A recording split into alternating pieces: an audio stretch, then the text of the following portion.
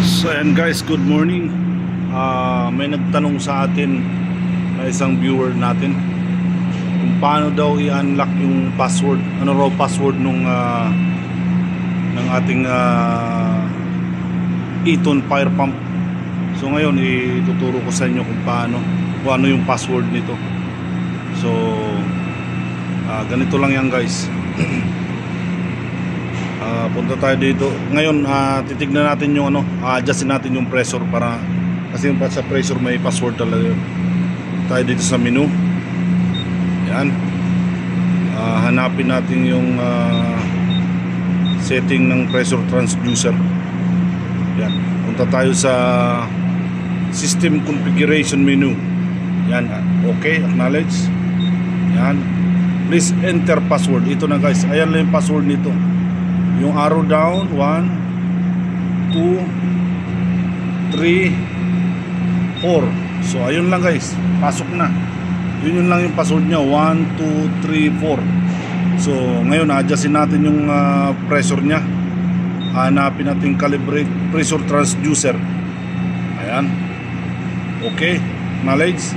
Ngayon dahil gagayahin lang natin yung pressure doon sa main pipe, kung ano yung actual pressure natin. So ayan, dito lang tayo sa calibrate using current pressure.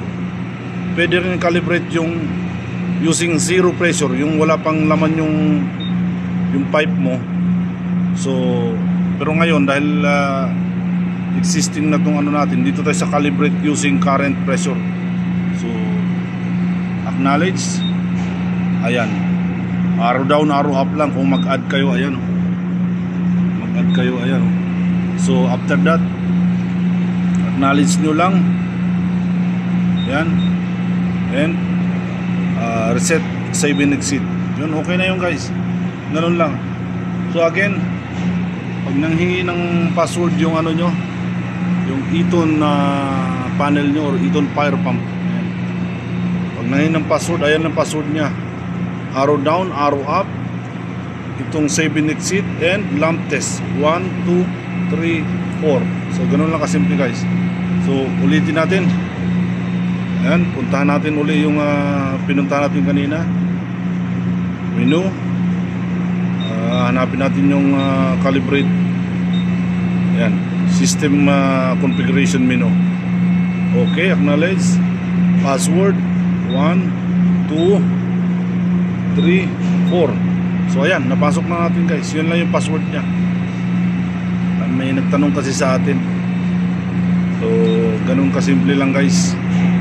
Ayan. Kailangan pala to guys, yung fire pump natin at diesel pump.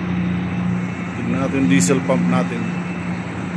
At saka yung yan diesel pump namin. Hindi yan sila hindi man magkapareho, pero dapat kunti lang yung diferensya guys. Ayan, ito yung sa aming jockey pump. Ito yung aming fire pump. Kasi ang mangyayari guys, pag malaki yung diferensya nung diesel pump, fire pump at jockey pump, dapat ang magbuboost lang ng pressure ninyo is yung jockey pump. Ngayon kung mababa ito, siyempre pagbaba ng pressure mas mauunang mag-activate to. So dapat yung jockey pump lang ang magbuboost ng pressure nyo. Kasi pag gumandar yung jockey pump natin, yung electric or diesel mauna, mas malakas yung disturbance sa pressure sa pipe. So lahat ng float switch nyo sigurado activate yan. Pero pag jockey pump lang, hindi siya nadidisturb yung pressure. So ganun lang guys kung yung pag-activate natin o ano yung password ng ating Eton fire pump. So if you like this video guys, please subscribe and follow for more.